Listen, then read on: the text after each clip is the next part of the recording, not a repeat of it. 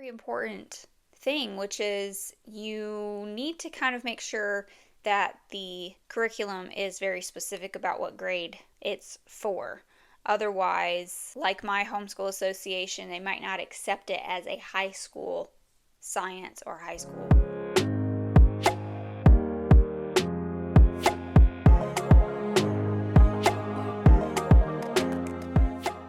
Hey there everyone, thanks for tuning in to Shine Bright Homeschool today. I am glad you stopped by because I have to clarify something. So I actually had to make a change with our 9th grade science this year. If you saw my video, which I will link above, it basically was an overview about what I had decided to use for our 9th grade year this year. And transitioning into high school is definitely a different experience because I've never done that before. So we had to basically submit to our homeschool association what all I had chose for the main subjects. So that's math, English and composition, history or social studies, and science.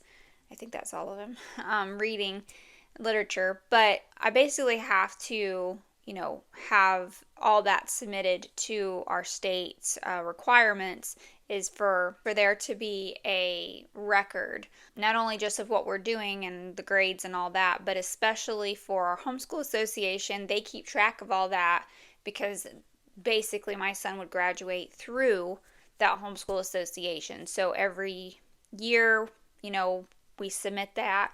And then at the end of high school, he has a total number of credits that he would need to graduate. So that being said, I'm used to, just searching online and seeing what things stand out with certain curriculums for certain subjects and what things my son would like and what things I feel like I could teach to kind of get an idea. But this year being different with high school, I totally didn't even think about a very important thing, which is you need to kind of make sure that the curriculum is very specific about what grade it's for.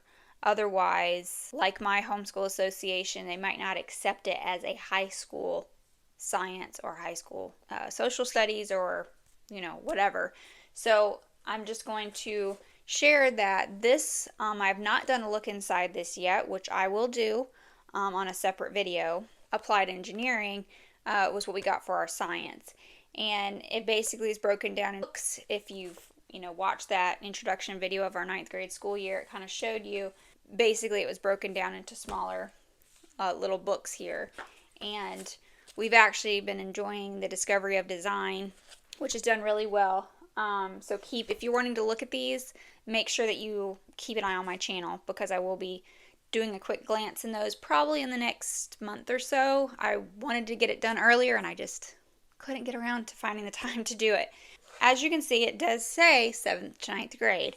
And I didn't even think about it when I saw that it said 9th grade. I was like, oh, okay. Looking through the content and the way it's set up, it's got some decent stuff in here, but glancing through it, it definitely is more set up for middle school versus high school level science. So it definitely isn't something that necessarily leads you into chemistry or high school biology or anything like that. It definitely is more on a middle school level. I did not think about that because I just saw 9th grade and whatever. When I submitted this to our homeschool association, they reached out to me and said, upon further looking into this curriculum, we don't really think that it's a high school credit worthy curriculum for 9th grade. Which was a bummer because we had started our first week into it and it was like, oh no, what do I do? So I had to go back on MasterBooks and make a different decision, which is the Introduction to Anatomy and Physiology 1, which is 9th through 12th grade. It is definitely more on a high school level. The reading, the content that's in there, the names of the body parts and all that. Obviously, it's more of the medical scientific information that would be needed. So even though my son's not into medical anything really, he does like the science of the human body. So I decided to go ahead and do The Wonders of the Human Body Volume 1 for our 9th grade science instead. So I hate I kind of had to switch that, but to be honest, we've done the first 50 pages thereabouts in this so far, and it's going pretty well. It's understandable enough for him. Definitely kind of covers in a more expanded way what we did for, I want to say that was for 6th grade.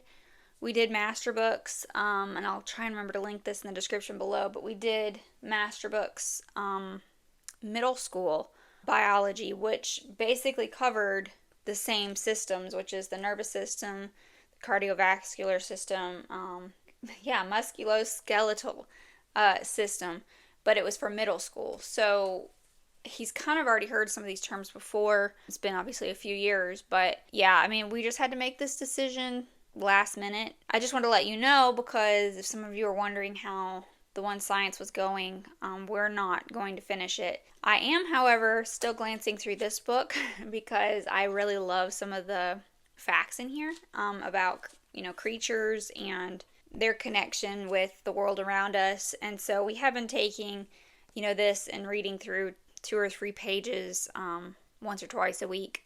And I'm not grading it or anything. I'm not really having him do any worksheets on it anymore. We're just talking about it. I might have him look at this one too. We're not going to waste too much time because we really need to get other things done with our school year. So anyways, I just wanted to let you know that kind of shifted and kind of give you a reason why that happened. But I will do a look inside both of these. Now, both of these have been used some, so it won't be a clean look inside, like there's no work done or no pages torn out or anything of the worksheets. But I will be doing that, so make sure you stay tuned for a deeper look inside these books. And I just wanted to say thank you for stopping by. If you are new, make sure that you click subscribe and click the bell for notifications. I have a few more look insides I'm going to be doing, and then I have a big announcement to make. So if you're new, you don't want to miss it. So thanks for tuning in today. So make sure you like this video if it's been helpful for you today, and leave me a comment. I'd love to hear from you. I'll see you next time here at Shine Bright Homeschool. Until next time, make sure you shine bright.